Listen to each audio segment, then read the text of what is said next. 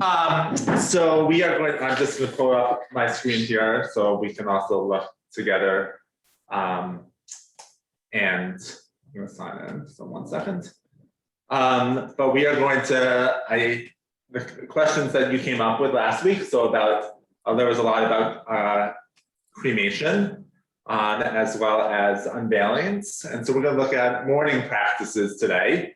And what does the Reform movement say through Responsa? So let's remind each other about what is Responsa.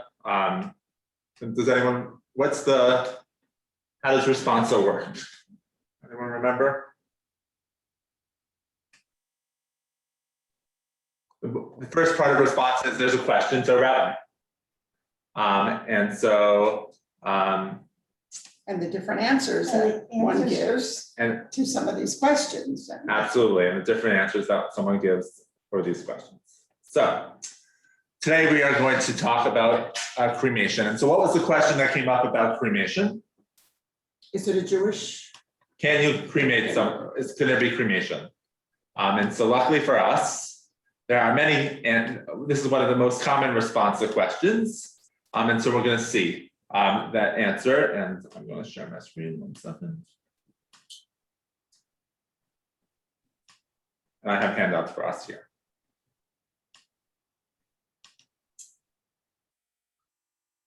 All right, everyone sees that online? So here we go. So Rabbi Freehoff was spearheaded this idea of Responsa. He's one of the most famous Reform Responsa individuals. That's right, it's the whole package. And so we are going to see what he says about this question. And before we even look into his explanation, we're going to kind of be the rabbis and try to figure it out. So someone online, can someone read the question, the She'erah, for me? Anyone want to read that?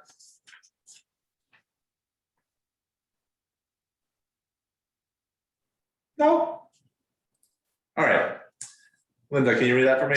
Sure. The question? Yes. A Jew had died and left instruction in his will that his body is to be cremated. The next of kin, either for religious or other reasons, wish to have a burial instead. Whose wish is to be carried out? Asked by Rabbi John Rayner, Union of Liberal and Progressive Synagogue from London, England. Great. All right. So this is a question they write to the rabbi. This is 1974. Is that right? This was a question in 1974. So before we read the answer, let's be the rabbis. So what do people think? How will you answer this as a rabbi? I would like to think that a rabbi would say. This is okay. Yeah, sorry. Please, sorry. Go ahead. To abide by the wishes of the person. So abide by the wishes of the person. So Rabbi Linda over here says we should abide by the wishes of the person. Why is that? It's a mitzvah. It's a mitzvah to carry out the wishes of the dead. It's a mitzvah to carry out the wishes of the dead. So that's we're the rabbis. So that it's a mitzvah to carry out the wishes of the dead. Okay, so that's as our rabbinic people, we should say we should do that. So any wish of someone we should carry out. Well, I can just speak of personal experience. My father-in-law wanted to be buried in Israel, and we did not. Okay, so you did not. So why? It's very expensive. It was $100,000 or something. And like it was very difficult. Right. And so you didn't abide by his wishes, though. We didn't. And so there was a part of all of us that wasn't happy about that. Okay, so we have one rabbi saying that we should abide by the wishes of our of the dead, and so he left instructions, so he should be cremated. What about other people? Anyone else? There's also a caveat. Yes, Paul. Caveat in there. If you can't do it, I think you're absolved of the obligation. Okay. You can't do it. But not because of your choice, but because of circumstance. Okay, so if you can't, so there's circumstances, but so you can't do it because maybe you can't, there's no cremation here in this area. So that would be the only reason not to carry out this practice? No, I'm referring to the side issue of the burial in Israel. Right, I think you respect the obligation, but if you can't fulfill it for some reason, and I guess the not having a crematorium, a proper crematorium would be a reason not to, but it's not like it's $100,000. okay, right. So Paul, what do you think that, what, if you were the rabbi in this situation, what should you carry out his wish? Yes, and I lived through that with both of my parents, and Okay, so and it was understood that was the obligation. good, all right, There's also a two-part aspect of this, because you can cremate anybody you want, but then you also have to find a burial place that will accept the cremains, and they Right. don't all. and so we're gonna get to there as well. So, any other rabbis on this call that might, or here that disagrees with what we have just said? All right, let's read. Does someone want to read this? There's the Talmudic. Sure. There's a Talmudic maxim which under ordinary circumstances should guide the family. The maxim found in Gitlin. So this is 48. Talmudic passages, Okay. Gittin 48, A, and Ta'anit. They're both Talmudic books. It is a mitzvah to carry out the intentions of the dead. In the Talmudic discussion and in the Shulchan Shulchan Aruch is like the Orthodox book of. this principle is applied to the disposition of the property left by the deceased. However, the maxim is also used in a more general sense than that. For example, when a man says he does not want a eulogy spoken, or if he says he does not want Kaddish said for him, his wishes are to be fulfilled. See the full discussion of Okay, Responsa. yeah, there's more. Right. There's even more about that, but yes, we're talking about cremation. Keep on going, yeah. However, it will be observed in the responsum that there is a definite limitation placed upon the maxim to fulfill the will of the dead. We may grant a man's wish not to have a eulogy or Kaddish, because eulogy and Kaddish are for the honor of the atonement, respectively, for the dead.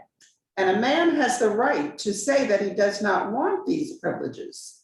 But if, for example, he had expressed the wish that his survivors should not mourn for him, Shiva and Shoshalim, this wish must not be carried out, because these periods of mourning are religiously incumbent upon the survivors, and he has no right to expect his wish to be fulfilled when his wish contravaries. Yeah, the law. So let's talk about it. So here's our wishes, right? So one wish is that I want to be cremated. Yeah. So that's the wish of the person. Right. And so far in this responsa, it's saying what? That's You okay. can honor that wish. Yeah. But if the guy says, "Oh, I don't want you to say, don't say Kaddish for me, and don't say, don't eulogize me," right? Maybe he was a terrible person, Right. so he doesn't want to have people come up and not say anything nice about him, right? Okay. So don't eulogize me. So far, Freehoff is saying, okay, we can honor that. But when it comes to our ritual practice, what I need. Right, when it goes to Shiva, you can't say, "Oh, please don't sit Shiva. Please, don't go into the fuss for that." That's not for the deceased, that's for the individual. Right. Does everyone agree so far with this inclination, this response so far? All right, keep on going. Does anybody else want to read? So take a look. On the basis the question would seem. On this basis, the question would seem to be easily answered. Namely, since cremation is contrary to Jewish law, the man's wish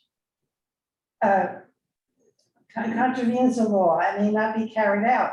This would be the instant decision of the Orthodox rabbi. So right, so this is Reform responsa. This is not Orthodox responsa, right? Right. So if this was written to the Orthodox rabbi, they would say that doesn't seem fitting, but Reform Judaism actually has many responsa about cremation, so keep on going. However, since the question is put by liberal and reform rabbis to a liberal reform rabbi, the question and the answer cannot be so clear cut. While Orthodox opposition to cremation has occasionally gone so far as to refuse the burial of the ashes, though some permit this, and while some authorities are going even further to prohibit any services for the person who has been cremated. The Central Conference of American Rabbis decided early 1892, so that's really, this is a decision about cremation for a long time. Yeah. That we will not refuse to officiate at a cremation. And this decision leads us to look at a little more closely into the status of cremation in Jewish law. So we, as Reform Jews, according to this is 1974. We're going to look at something a little later on in the 2000s, right after this. But at this time, we believe that, okay, we will be happy to be at a cremation. All right. That's interesting, because I don't think most of us knew that. Yeah, so let's read a little bit more about the reasoning behind this. Could someone online read it? The fact of the matter is. I can read it. Thank you. The fact of the matter is there is no clear-cut prohibition of cremation in the Talmud. Of course, the presumption is that cremation was not practiced very much, if at all. First, because of earth burials is simpler. And secondly, because in Mishnaic times, at least they knew that cremation was a Roman custom and therefore to be avoided as idolatrous. Great, thanks, Jen. And I'm going to have you read it a little bit more. But that's a really important paragraph, right? Yes, it is. So the idea of cremation is actually not Talmudic. There's nothing about Talmud, right? It's first of all, because we didn't want to be like the Romans, so like that was a definite no-no. So that was probably a little bit of why we did. It wasn't a common practice, and then it was simpler, right? You have the body, you just put it in you just put it in the ground, and you're done. You put it in a shroud, and you're done. Right? Cremation takes, unfortunately, other practices, fire and other things like that, the right areas, and that it was much more challenging to do cremation. So there's a practicality of why Jews traditionally led full body burials. John, can you read the next? So why then? When did this? But it was never said that you couldn't do this or could not do this. So let's find out when it kind of came about. Jen. The Orthodox agitation against cremation actually began about a century ago, when cremation became an ideal that was agitated for through many societies in the Western lands. When one studies the arguments adduced in the last century against cremation, one can see that they are forced. For example, burning the body would be tantamount to a denial of bodily resurrection. The patriarchs all made arrangements for their burial. So clearly, that was the only proper way of disposing of the body.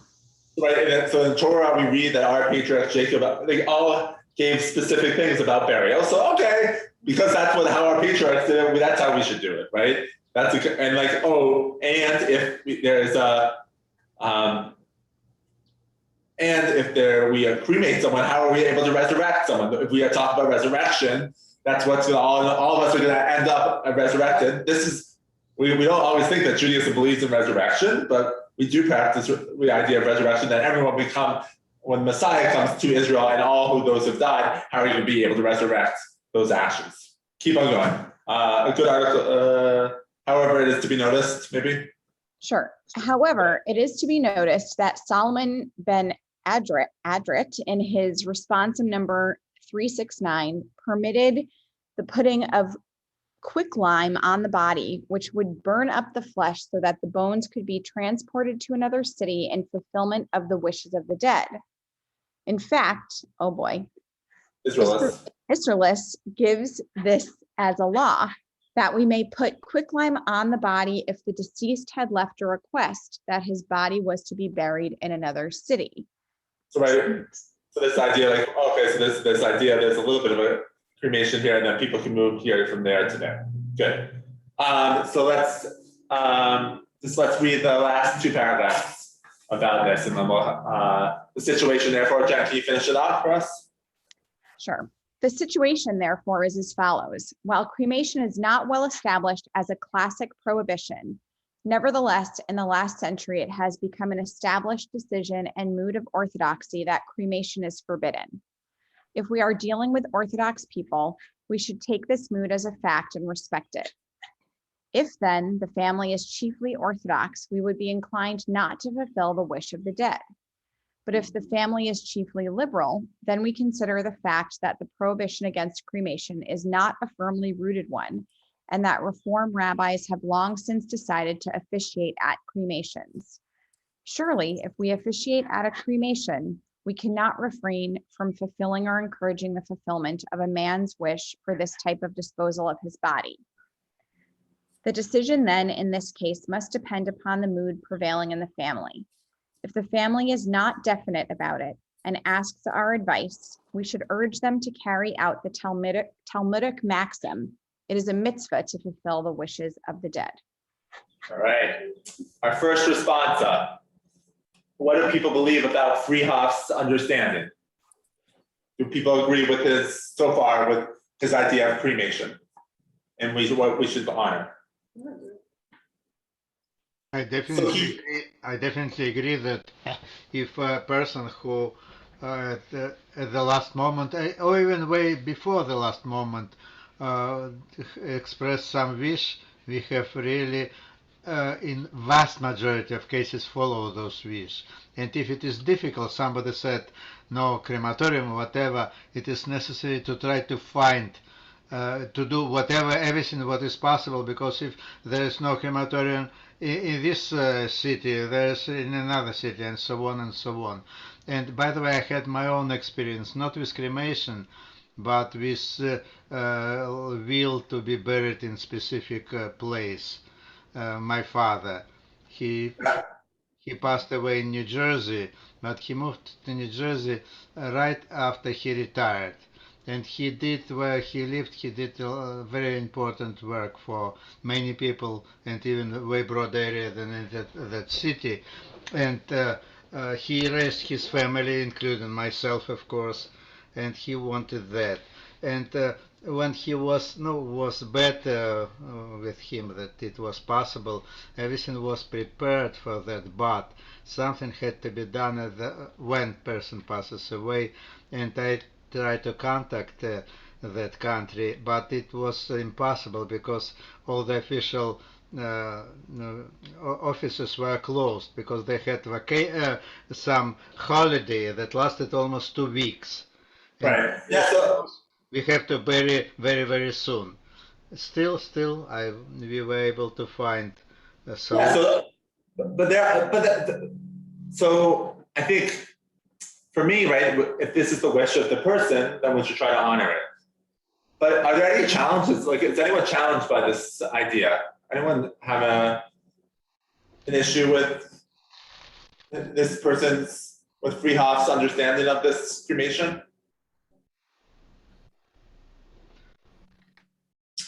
Well, some people do, and that's our next one, because what happened if you are really opposed to cremation? What happened as an individual? Like, we believe that actually I don't want you cremated. I don't believe in that. And even though you want that wish, what happens if I disagree with your wish? That's why things should be established before death, if possible. That's what, yes. Person's wishes, and if someone wants to be cremated and the family is not for it for whatever reason, then I would say, we got a problem. Here's your problem. Here's the question. This is in 2005. This is a question. This is a question from 2005. It's a really long one. Elaine, can you read the question, the she'ela? You have to unmute yourself, sorry. Okay. A man who is approaching death has instructed that his body be cremated. His children are very uncomfortable with this request. They ask whether, under Jewish tradition, they are obligated to honor it, or are they entitled to bury him intact, in contradiction with his expressed wishes. Rabbi Salomon B. Friedhof That's who wrote the last one, yeah. has ruled that in such a case, we apply the Talmudic dictum, it is a mitzvah to fulfill the wishes of the deceased. I wonder, however, if a more nuanced approach is better suited in a case such as this, where the children have strong religious objections to their father's instructions. We have a responsa from 1974 that didn't address if I do not want my parents to be cremated, did not address that. It only addressed the parents' wishes, the request. It didn't say if I have a strong feeling otherwise.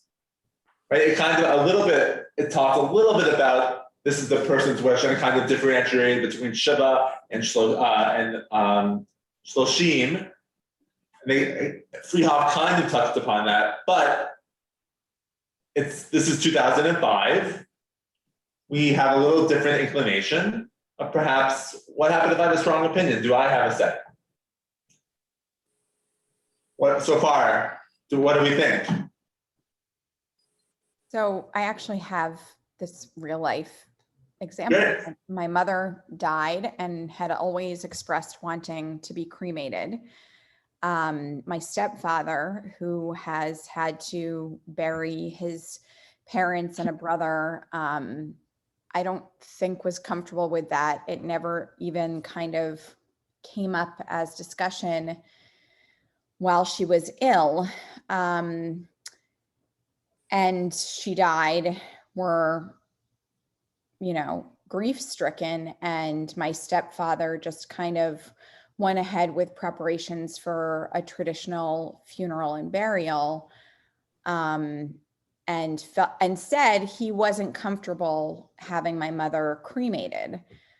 And I still have conflicted feelings about it and what went down, because my mother's wishes weren't honored.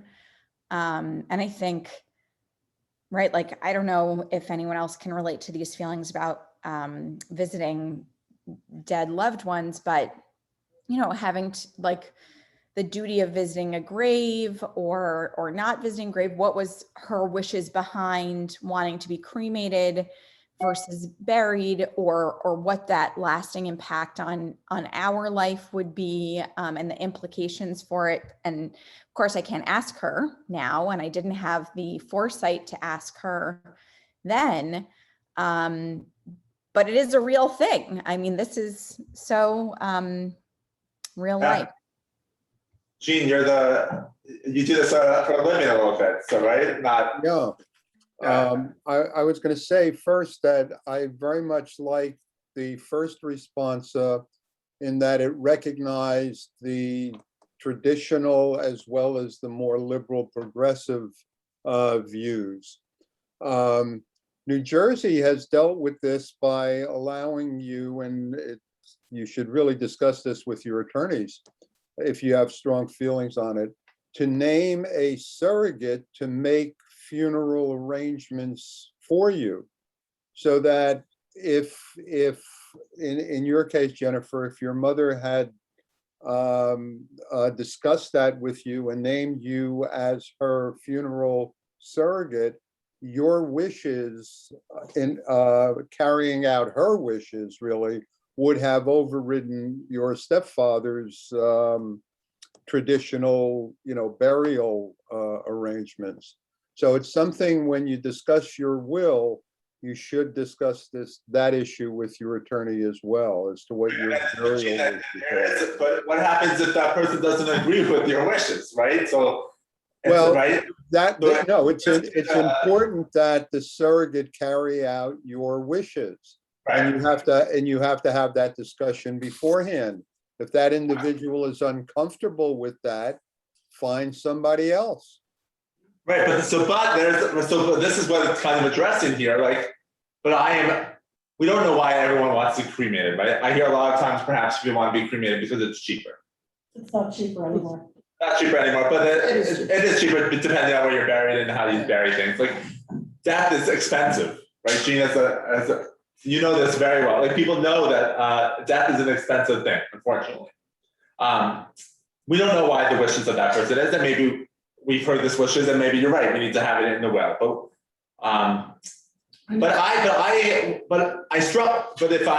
But I might struggle with that person's wishes. I disagree with that person's wishes, and hopefully we can have a conversation before that person dies. But here's our she'elah. What happens? What happens? And I really like what Jean said also. Like, I think reform responsa are really wonderful because it's not just a feeling. This is what you should do. Oh, we want to honor the wishes of the dead. It tells a little bit of background. It shares Talmud. It shares Orthodox practices. It says this is what you can do and this is what we can do. Remember, these responsa are not binding. As Reformed Jews, we are not halakhically bound by everything. So, but they are more of, have you thought about this? And this is one reason why we don't do cremation, or have you thought about this? So let's look at this teshuva. Let's look at the answers. We haven't she'elah yet.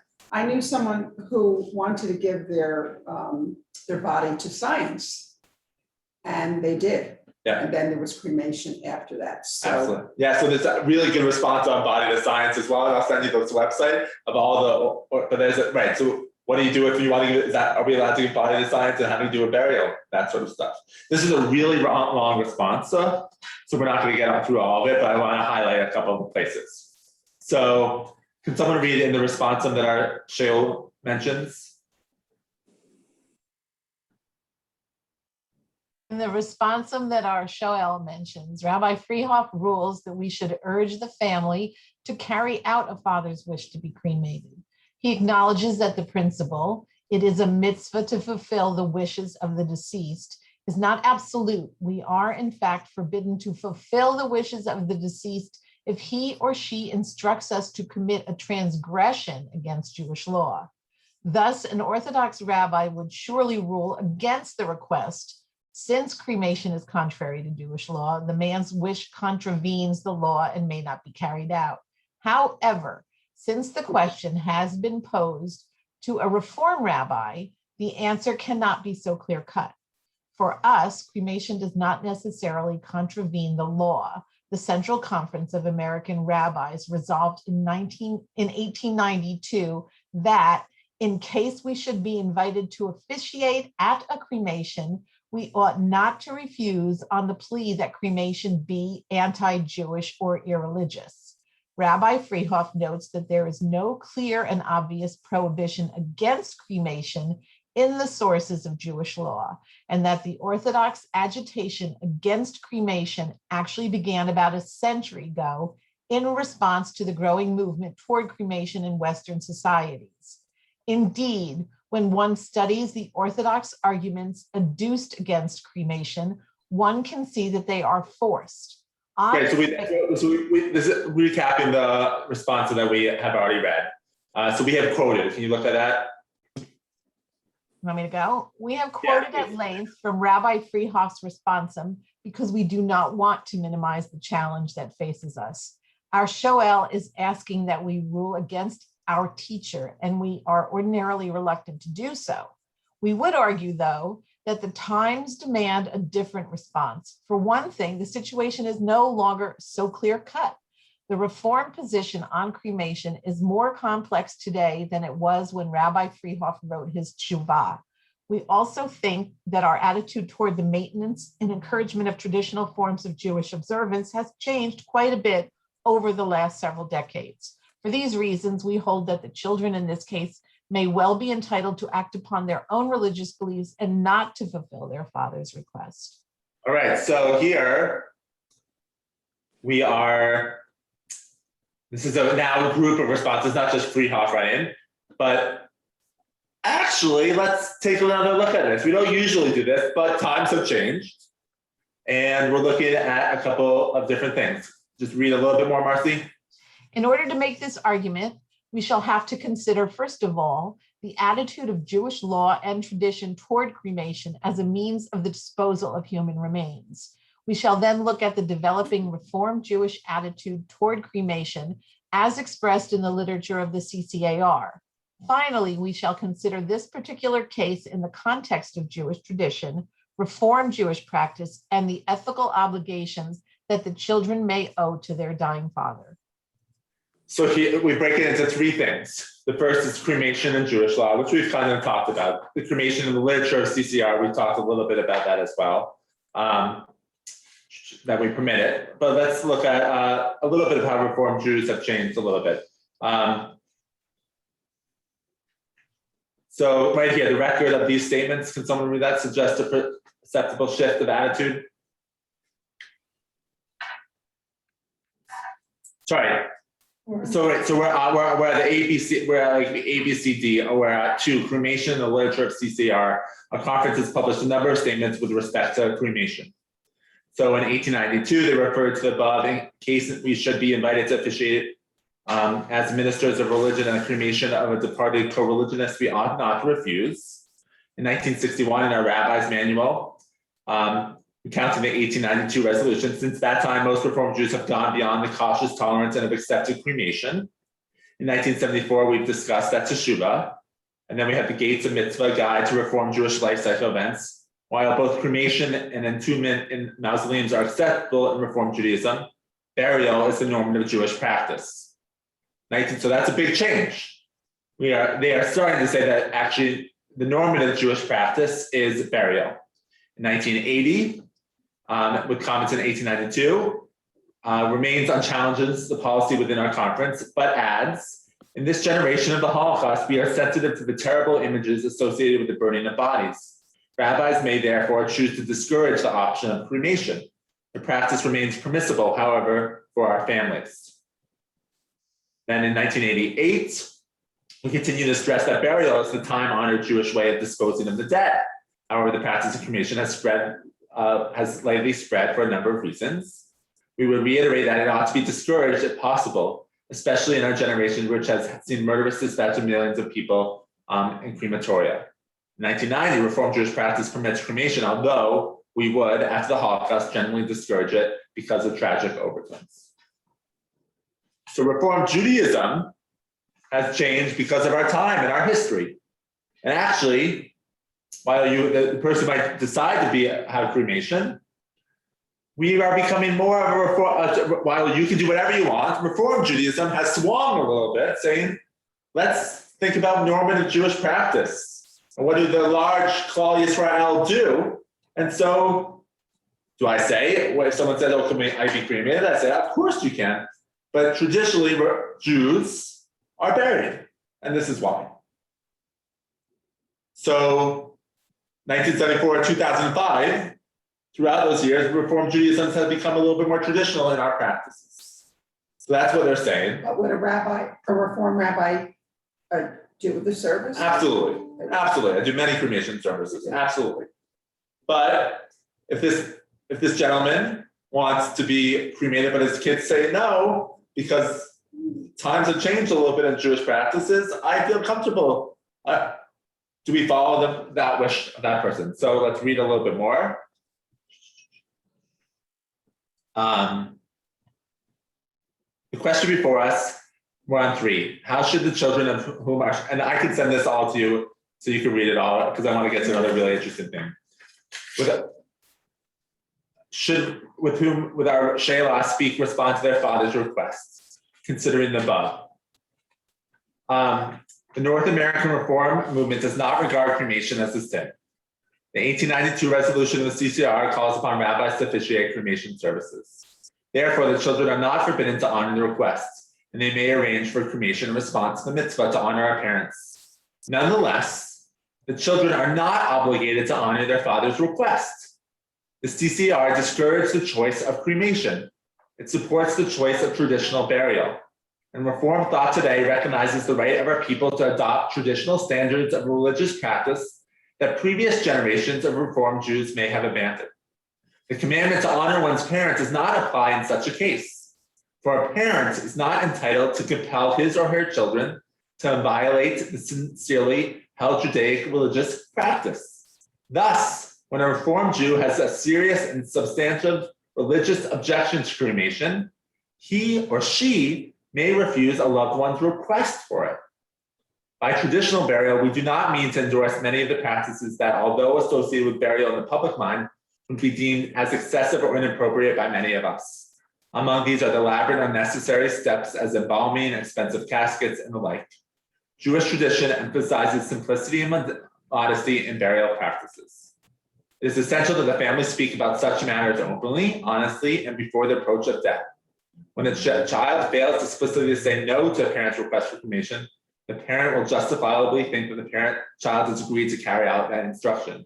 In such a case, that child quite likely has made an implied promise to the parent and thus bears an ethical responsibility to keep it. Therefore, if the children has objections to cremation, they should make their feelings known to their parents sooner, much sooner, rather than later.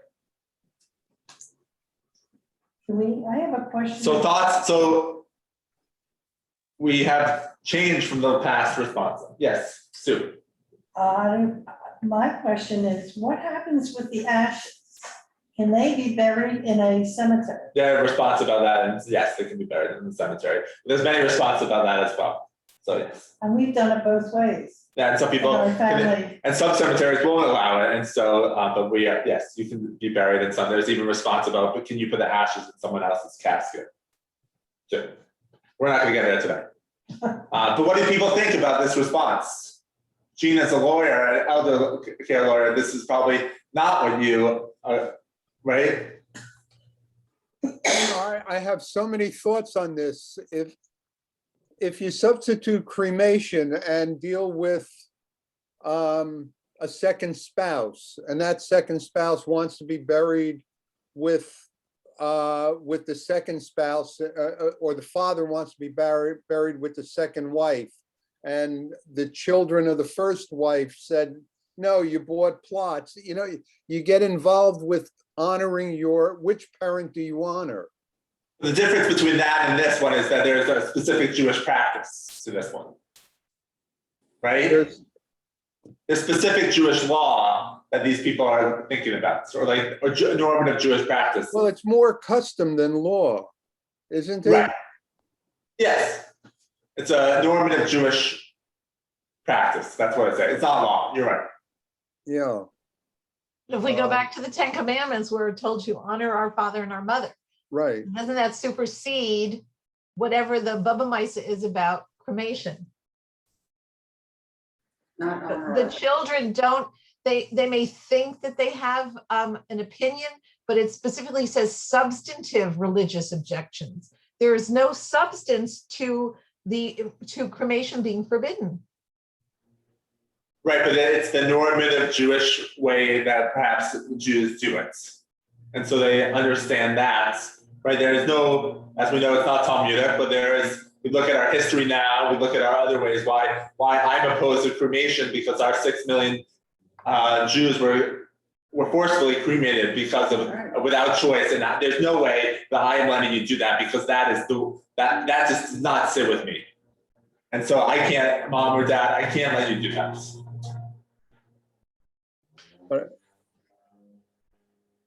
Sorry, we have a little, you might hear our landscaping across the street. But I think it speaks very clearly to the obligation of having the discussion. And if the children disagree with the parents' wishes, they have an obligation to express that and say, no, we will not do it. Absolutely. So, right. So you have to talk, right? You can't say, oh yes, cremation, Right. and then say, no, I don't, after the day, no, we're not doing that. You can say, no, I don't agree with that, I'm not gonna do it. I'm not gonna make your wish known. But if you don't have the conversation, then that's when it becomes an issue. Yeah.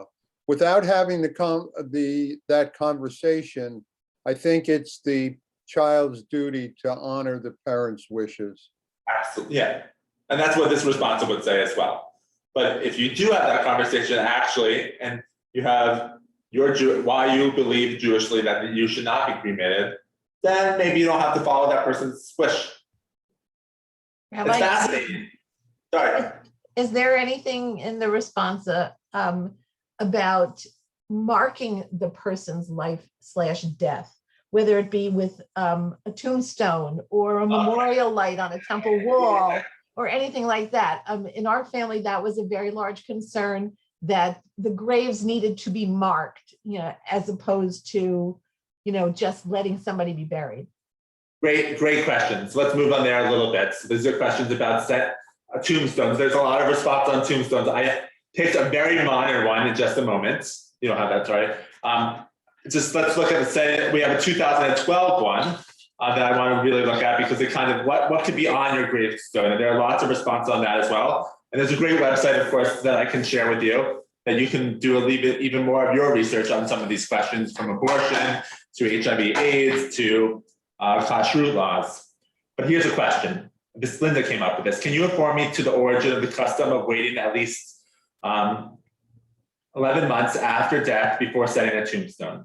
And will you please let me know if I'm correct in holding that there's no good reason for waiting that long if one does not wish to, right? So many people set up tombstones at the year anniversary. So this is just an entryway into our next conversation. And so what year was that, right? 1987. There's, to my knowledge, no basis whatever for the custom of waiting 11 months after the death of a person before setting up a tombstone upon a grave. I doubt very much whether this is such a custom observed in any community. The people in the case you refer to probably confuse the time for setting up a tombstone with the time and recitation of the Kaddish steps. That is after 11 months. In fact, there's no fixed time for setting up the tombstone. In many communities, it's custom to wait 12 months after the death. The origin of this custom is not very old. The first to my knowledge is the mention of Rabbi Elijah Spira, who in 1712. So basically, you can set up the tombstone really whenever. But what can we put on a tombstone? Here's a modern day question, 2012. Congregational leaders are considered, can someone read this for me, this She'elah?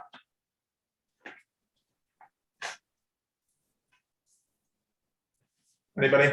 Jean, can you read that for me? Congregational leaders? My eyes, Sorry. Here, I'll read. Yeah, great. Sue, thank you.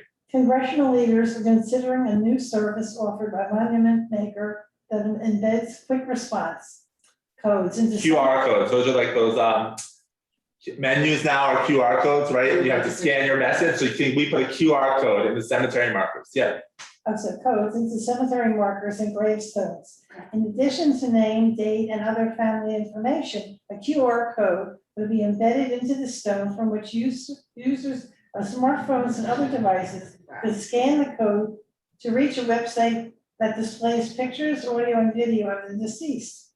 Our QR codes are acceptable now. New integration of technology in the cemetery, or is it a violation of the way we are guided to remember the disease through the blessing of cherished memories? So I love Responsa, right? This is such a modern day thing. Can I put a little barcode on my cemetery on the person so you can scan it and then you can, a website comes up of him or her singing, of her pictures, like, is that, what do the Reform rabbis say about this? So it's a little bit, Marcy, we're going to get into like a little bit of the tombstone. There's other tombstone things. Doesn't need to be elaborate. Can we change things around? But this one I thought was such a cool one because, so what do we think before we even read into what this person thinks? What if you're the rabbis, what would you say? Creepy. All right, so we have some creepy-is over here. Now, There are some old synagogues, at least in the Philadelphia area, that have pictures of the deceased on the stones. Yeah, so that's a very Russian thing as well, pictures on the stones as well, yes. But yeah, some engraved pictures, yes. What are people's feelings about, can we put a QR code on a grave? Weird. Weird, we have a little weird. Gina's saying no. oh, I'm not so, I'm just, Okay. I think the young people. Chad, what do you think? So I love cemeteries. I mean, I hate them, but I love them in terms of, I love to think about what that person's life was, or, especially having lost my mom at a younger age and thinking, right, how does the world keep going without this person in it? When you walk past someone else's grave, I'm sure that family is feeling the same way, right? So it would be amazing to be able to learn about the person and how special they were. Or perhaps you're walking by, a very impactful or influential person's grave that you didn't realize they were responsible for XYZ that we use every day now, or whatever it might be. So I think that's great. I don't necessarily feel immediately comfortable with having a QR code on a gravestone. It feels new, and I'm not always comfortable with everything brand new. And I also would worry about, well, what happens when the technology changes or that becomes obsolete? Yeah. Right. The technology of stones don't really change, Change it. right? So that's right. And so Another So- business. great. Any other reactions before we go into what they say? But all right. Linda, can you read that? Sure. We live in a time, About QR code, may I? Well, Eugene, let's get into this and then we can we can talk. All right. One Okay. second.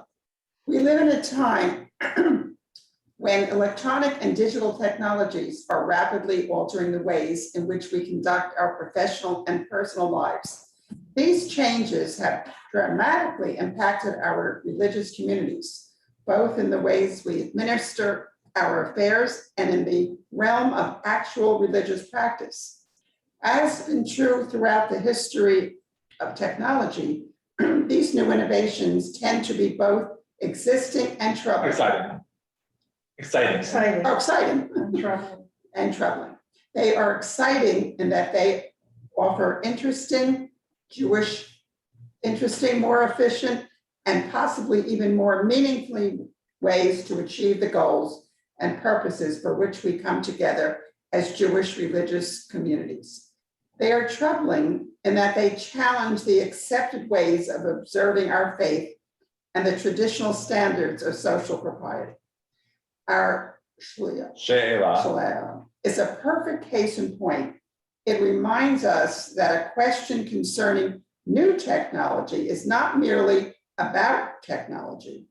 Rather, it calls upon us to balance our openness to the exciting prospects of change with our reverence for forms of observance that we may have come to regard as sacred. All right. So acknowledge that technology is exciting, but also it's troubling. It makes us think differently. So the tombstone of Jewish tradition of the Jewish custom of placing a marker at a gravesite is first mentioned in the Mishnah. The practice of marking a burial site was initially undertaken to warn passerbys, particularly Kohanim, that a body was buried under the spot so that they could avoid it. Soon afterwards, however, the minhag was widely accepted as a mean of memorializing the deceased. So, right, so we have people who died in the deserts, or people died, they would just mark the grave. So Kohanim do not become ritual impure. Our tradition offers little in ways of form guidance to what may or may not be carved on a tombstone. So here, Marcy, this is a little bit of what you asked and what can happen, and we're not going to get deeply into it.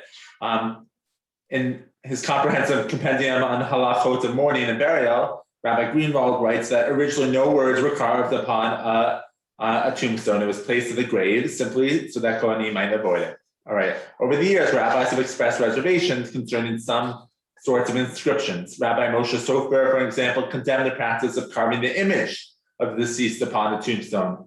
In bas relief, lest those who pray in the vicinity of the stone appears to be worshiping a graven image. So, right, Sue said, like, oh, we've seen these images now. Like some rabbis say, oh, you can't put images because then when you go there, you're like kind of diving into an item in that sense.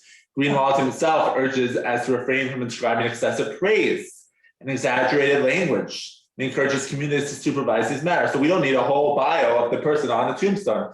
Just say their name. Don't say they were the best father and golfer and tennis player and made the best chopped liver. Just say beloved father, grandfather, that, right? So we don't need to go, it's not a eulogy as well.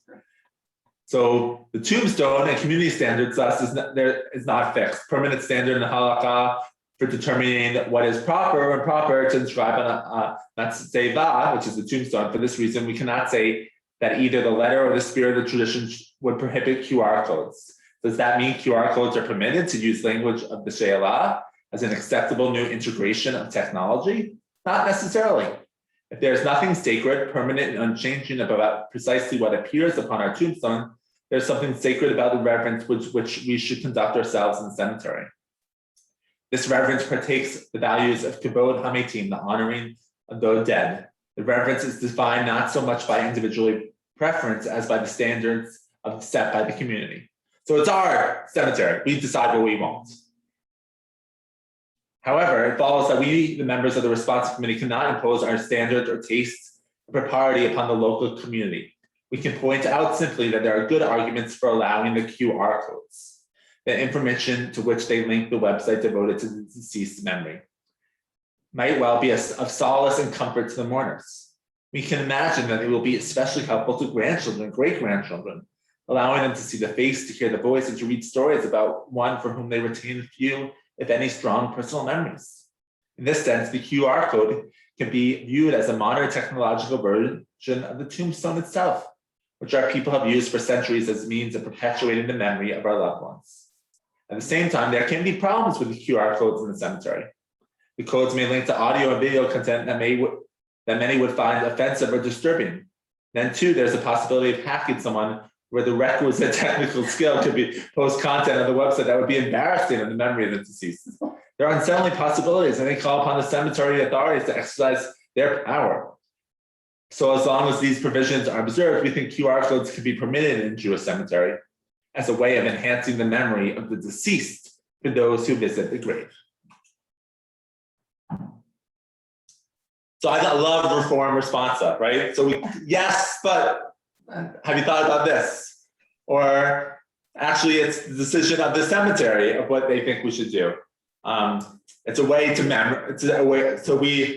there are many responses about what could be on the tombstone itself, but maybe the QR code is an interesting way to really honor the dead, honor the memory of those. One thing that we didn't mention about why people might want cremation, and this is what I've heard, no one's going to visit me anyhow. The children don't go. Right. A lot of young people don't go to the cemetery. So why go to the cemetery, right? Why go to So why put a QR code? But maybe they put out a QR code and maybe people will visit so you can hear the memory of those that might people. bring young people. Yeah, maybe, right. What are people's thoughts on this Responsa? Yeah, Gene. Yeah, two things came to mind with this question. The first is the Beatles song, Eleanor Rigby, which was written simply by having seen that name on a tombstone. Right. So it's the name that conjures up the memory, not, to me anyway, not a website. Right. And the second, a bit apocryphal, but very much in keeping with this question, Mel Brooks envisioned his tombstone with a television built into it, and people would have to put in a quarter to activate it to see one of his routines. So, is that against Jewish law? Or is it simply bad taste? Yeah. But I don't know that much about my grandparents. I know where they're buried, and I visit with my parents. Like I would love to. The stories are being lost. Yeah. So right, my parents tell me a little bit about who I'm named after, but I don't know those stories. How awesome would it be for me to go to their grave and then Caleb or Ash or Zoe, here's your great grandmother. Here's a picture of them. Mhm. Right? Even like they don't know my grandparents, and and so I tell them stories, but those will be lost as well. The QR code might be a way to honor those people. I brought this Responsa, because I think it exemplifies the change in our Jewish world as well as our world. Because he's younger. But He thinks along those lines. no, I never thought about QR codes before preparing for this on this, but. Right. Do we think about how does Judaism change, right? So in our first Responsa, in our second Responsa, we saw that Reform Judaism actually is going back to a more traditional aspect. Our Reform Responsa is saying, while we say we could do cremation, our leaning is towards proper burial. And then here, this is an example of how our changing world has affected the way we mourn or the way we practice our Reform Judaism. And so this perhaps could be a more liberal understanding of some of our past Jewish tradition as well. I think younger people would be very much attuned to something like this, that it might bring them more to a cemetery. Maybe. Because, and really, like you said, and you're young, that, yeah, I would like to know a lot about my great-grandparents or my grandparents that I don't know. I just hear from stories, you know. Right. Yeah. So I want to show, so right here is, I brought this one up. This comes up sometimes when people say, oh, should we say doctor? Or doctor, like doctor on the Kaddish list. Why don't should we use titles on the Kaddish list? That's a response that people have. But for your own pleasure, if you go to CCRnet, if you go to our ccrnet.org, that's the Reform Movement's websites for Reform rabbis. You go to Rabbinic Voice, and you could go to Reform Responsa. And here, any questions that you might have, you can search Responsa. So, right, so abortion, adopted children, adultery, Alzheimer's disease, bar mitzvahs, bima, birkat hamazon. So if you have a question about what do Reform Jews think about it throughout history, so you have a question about God, here, and then you can search for it on that, and you can find it as well. So next week, we are going to talk about the role, 2 weeks, sorry, I'm not here next week, I'm on vacation next week, but in 2 weeks, we will be talking about the role of people of different traditions or different faiths in our Jewish community. We'll see where that leads us as well. Any final thoughts? Who's gonna have a QR code on there? Can we put that in the will, Gene? Can you say, I would like to have a QR code on my grave? Yeah, you sure you could. Why not? Yeah. So, well, thank you, everybody. If you have any thoughts or feedback, please, of course, let me know. Always good to study a different thing as well. So, good. All right, have a great day, everyone. Take care. Thank you, everybody. Thank you. Bye. Bye. Thank you. Sure. I never knew the Jews could be cremated until my uncle in the early 1970s was cremated, my father's brother. I said, what? You know, Yeah, there you go. So like, what's He wanted interesting, that cremation. I was gonna say, what's interesting, how when Cal died, and it was right in the middle of the pandemic, usually you consult with the rabbi when is good for us, and you to officiate. When he died, it was all dictated to us by the cemetery. yeah. They had so many that Cal Right. died on a Saturday and the funeral couldn't be till Wednesday. They dictated. That's when they were available to bury them.